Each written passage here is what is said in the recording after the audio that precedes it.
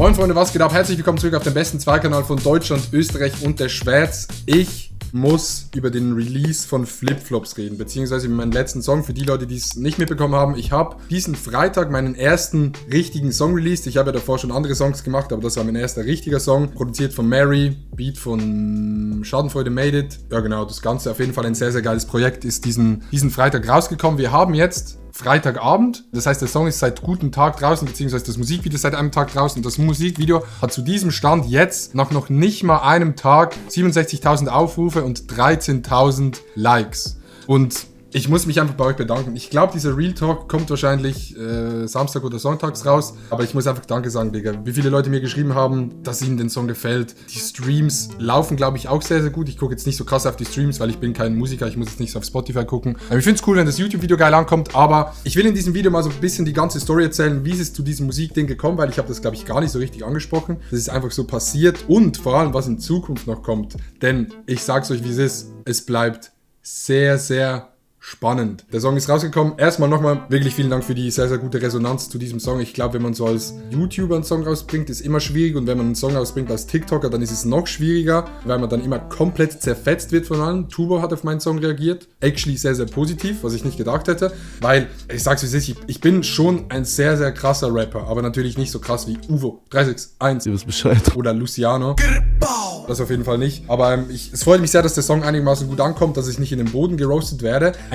Für gewisse Leute ist es gut, wenn der Song richtig scheiße ist, wie zum Beispiel 24 Tim. Dann bekommt man viele Aufrufe, aber das war auch nicht unbedingt mein Ziel. Auf jeden Fall sehr, sehr geil, dass der Song gut ankommt bei euch und so gut performt. Wie ist es dazu gekommen? Ich war sagen wir ganz am Anfang. Ich mache YouTube seit 6 Jahren, habe, glaube ich, vor 3 Jahren meinen ersten Song gemacht, damals noch auf Schweizerdeutsch. Aber das auf Schweizerdeutsch, das war immer nur für YouTube. Also es war mehr so ey Digga, ich mache einen Song, mache ein Video dazu, gut ist. Ich habe die am Anfang nicht mal auf Spotify hochgeladen, ich hatte irgendwie gar keine Ambition dazu und habe das dann ein paar Mal mehr gemacht. Ich habe, glaube ich, 6 oder 5 Songs auf Spotify von mir, auf Schweizerdeutsch. Und dann war ich vor 2 Monaten an einem Konzert mit Sandro. Grüße gehen raus, ist ein guter Homie. Wir waren am Konzert von Mary in Bern, von Mary und El Guni. Und dann waren wir dort beim Konzert und dann hat mir so Sandro aus Spaß gesagt, ey Digga, ich glaube, du könntest das auch. Oder so, ey, ich glaube, wenn du dich ein bisschen anstrengst, ich glaube, du könntest auch Musik machen. Ich so, ja, nee, ich habe keinen Bock, dieser YouTuber zu sein, der Musik macht, bla bla bla. Aber irgendwie ist mir dann dieser Satz noch ein bisschen länger im Kopf geblieben und habe ein bisschen darüber nachgedacht. Und dann war es eigentlich ein ganz randomer Nachmittag. Ich war im Zivildienst am Morgen, musste dann nach Chur fahren, weil ich mein Schlüsselbein Anfangs Dezember operieren muss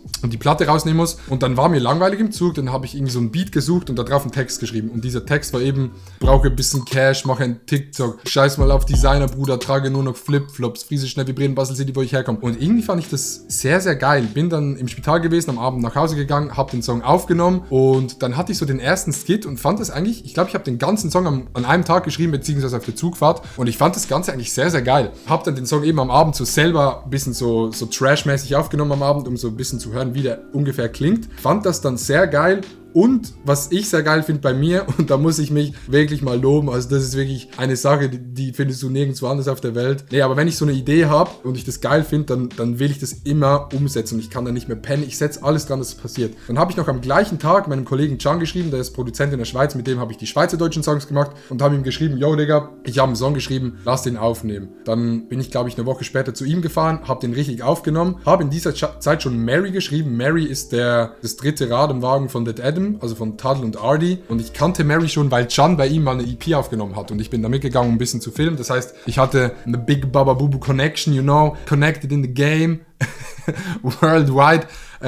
Hatte da eine Connection und hab dann gesagt, yo Digga, komm, lass diesen Song mal machen. Und ja, dann ist das Ganze so passiert. Hab den Song bei Can aufgenommen, hab den dann Mary geschickt zum Mixen und Mastern. Und Digga, Mary ist einfach ein Goldschatz. Mary ist so ein Goldfisch sogar. Weil der Song vorher, der war okay, da ist auch kein Autotune drauf oder so, aber Mary macht halt so aus einem Song, der so ein bisschen gut klingt, wirklich so ein Song, der halt so actually so klingt wie ein guter Song. Der hat noch ein bisschen was am Beat geändert und halt das alles richtig geil abgemischt, also dass die Stimme geil da ist und bla bla bla. Und das ist ganz entstanden. Haben dann ein Musikvideo gemacht in Köln beim Konzert von Giagu. Wir waren beim Konzert von Giagu und haben dort das Musikvideo gedreht, einfach so ein bisschen mitgefilmt, ein bisschen gewiped. Das Musikvideo war halt so Trash, aber I guess ist cool. Und das ist gar keine Ausrede dafür, dass ich kein Budget hatte für ein teures Musikvideo.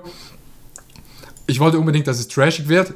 Ne, dann haben wir das Musikvideo gedreht und in dieser Zeit hat mich das ganze Musikding ein bisschen gecatcht. Aber nur so ein bisschen, weil mir ist ganz wichtig, und das müsst ihr wissen, ich will kein Rapper sein, ich will kein Musiker sein, aber ich will Musik machen und ich will die rausbringen. So. Ich finde so dieses 2016-Denken von, oh, der ist aber YouTuber, der darf gar keine Musik rausbringen. Ich glaube, das gibt's gar nicht mehr so heutzutage, weil zum Beispiel in den USA Logan Paul, in England KSI, das sind alles Leute, die eigentlich sehr, sehr gut Musik machen, aber auch YouTube machen, aber auch Boxen. Ich finde so dieses Spielfeld, was man heutzutage machen kann, das ist viel größer. Genau gleich wie ganz viele Musiker einfach YouTube machen oder viele Musiker auf Twitch streamen. Und da juckt es auch keinen. Aber sobald irgendein YouTuber Musik macht, dann sagen alle plötzlich, oh, das ist aber kein Musiker, der darf das nicht machen. So. Also mein Main-Fokus ist immer noch YouTube und TikTok. Das sind die beiden Plattformen, die mir am meisten Spaß machen. Und Geld. Und nee, ich muss irgendwie überleben. So, das sind meine Main-Plattformen, die machen mir Spaß. Das Musikding ist geil, aber man muss sagen, rein vom Finanziellen her lohnt sich das nicht. Also es ist zu viel Aufwand. Du musst es aufnehmen, du musst es mixen, mastern lassen. Ich habe einen Vertrieb, das läuft über Sebastian Kluge, ich glaube, das darf man sagen, in Köln. Man muss es aufnehmen, Musikvideo, bla bla bla, sehr viel Aufwand. Man muss das Ganze 2 Wochen vorher abgeben, dass man das pitchen kann bei Spotify. Ist auf jeden Fall extrem spannend, aber auch extrem aufwendig. Deshalb will ich nicht mehr in die Musik machen. Aber ich habe Bock, in Zukunft vielleicht mal den ein oder anderen Song rauszubringen. Deshalb kommen wir gerade zum nächsten Thema und das ist wirklich ein brandheißes Thema. Ich habe nicht nur diesen Song gemacht, sondern zusammen mit Hannah haben wir noch einen zweiten Song produziert und zusammen mit Can noch einen dritten Song. Und diese beiden Songs werden in den nächsten 4 Wochen rauskommen. Das heißt, am 11. November kommt meiner Meinung nach der beste Song, den ich jemals produziert habe. You know, because you know, I'm an international famous musician, yeah. Ich finde es den besten Song, den ich jemals gemacht habe. Der kommt am 11. raus und dann am 25. November kommt mit Can noch ein dritter Song raus. Das heißt, es sind insgesamt so 3 Songs mit 3 Musikvideos und glaubt mir, am 11. November müsst ihr alle am Start sein, weil ich glaube, dieser Song wird wirklich komplett beschissen. Ist ein Feature von Hannah drauf, ist ein trauriger Song, ist ein melodischer Song, also etwas, was ich noch nie gemacht habe. Bis jetzt war es von mir immer so, aber es war nie wirklich melodisch. Das ist der erste melodische Song. Sehr, sehr gut geworden. Von dem Projekt Musikvideos gemacht. Kann ich euch einen Einblick geben in so ein Musikvideo? So ein kleiner Teaser. Okay, lass mal für alle Leute, die jetzt hier auf dem 2-Kanal gucken, so als Dankeschön, mal den Anfang. Einfach nur den Anfang, okay?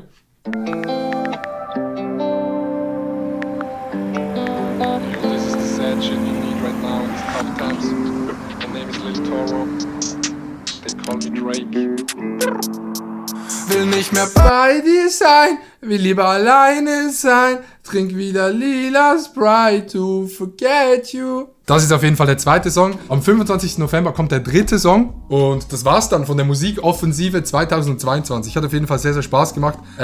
Und ich finde es sehr, sehr geil, dass der Song bei euch so gut ankommt. Ich hoffe, der nächste Song kommt auch so gut bei euch an. Aber ja, schreibt mal in die Kommentare, was eure Meinung zu diesem Song ist. Flipflops, ob das gut ist, ob das schlecht ist, ob man das ernst nehmen kann oder nicht. Aber ich finde so dieses, kann man das ernst nehmen? Keine Ahnung. Wenn es Leute unterhält, dann finde ich es gut. Wenn nicht, dann auch nicht. Ist ja alles nicht so ernst gemeint. Deshalb vielen Dank fürs Zuschauen. Ich hoffe, ihr versteht meine Gedanken rund um Lil Toro, the one and only gangster rapper out of Switzerland. You know, it's a crazy thing, it's crazy times, it's tough times, you know. Hat mir sehr, sehr viel Spaß gemacht. Vielen Dank für die Unterstützung. Streamt den Song auf Spotify and Apple Music. You know, I wanna get this Platinum and Diamond.